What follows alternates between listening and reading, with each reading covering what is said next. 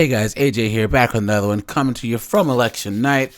So it looks like Brian Kemp is pulling ahead in the Georgia race.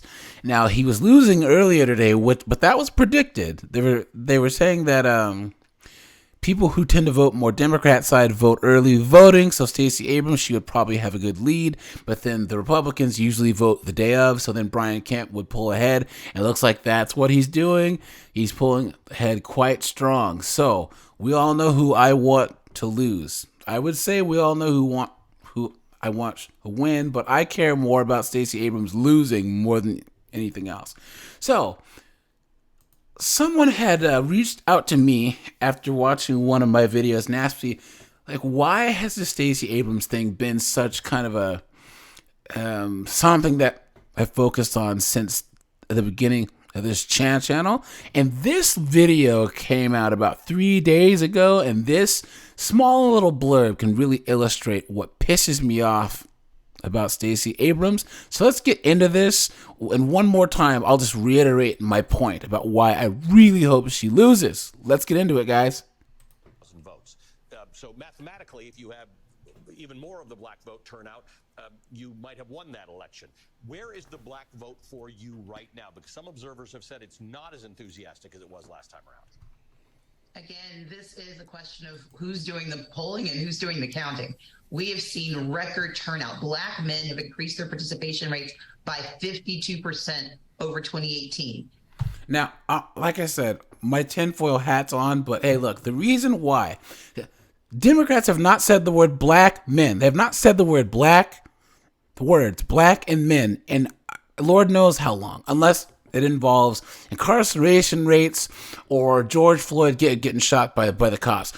I have heard the black men being mentioned more in the last 2 weeks by Stacey Abrams more than I've ever heard the Democrats when it comes to actual politics in my entire life. And I think that it's because, once again, they're setting black men up to take the blame. They're saying black men, black men, black men, because they know Stacey Abrams is going to lose. And instead of her taking the hit for running a shitty campaign, being a shitty candidate, they're going to say, oh, it's all black men's fault. That's why she's saying black men. Oh, black men have shown up more than ever before. And that's creating this narrative. Let's get back into it. And I do not believe it's because of a deep well of enthusiasm for my opponent. We know that black voters are often discounted. And unfortunately, this year, black men have been a very targeted population for misinformation. And there we go. There we go. She's already blaming us for the race at this point. When this day came out, hadn't even started yet. And she's already saying black men were misinformed after saying black men are showing up to vote more than ever before, but we're misinformed. So we voted the quote unquote wrong way. This is the bullshit that I'm talking about. And anyone that can't see it, you're either blind or you're dumb or you're both. And this is why I hope Stacey Abrams loses. I hope. And I really, really, really, really, really, really can't wait to see in the next 10, 20 years how black men are going to vote or are going to move politically based on this moment in history. Whether it be this midterm or the next presidential election, we are really going to see, because Hispanics are already doing their own thing. So black men, we are really at a turning point. And this bullshit here is really showing that what we're doing, we're actually getting attention. So let's watch the last part of this, and then I'll wrap this up here. Not misinformation about what they want, but about why they want what they deserve. And of course, we're so dumb that misinformation, we don't know what we want, and we don't know why. It's just this hubris and this condescending attitude.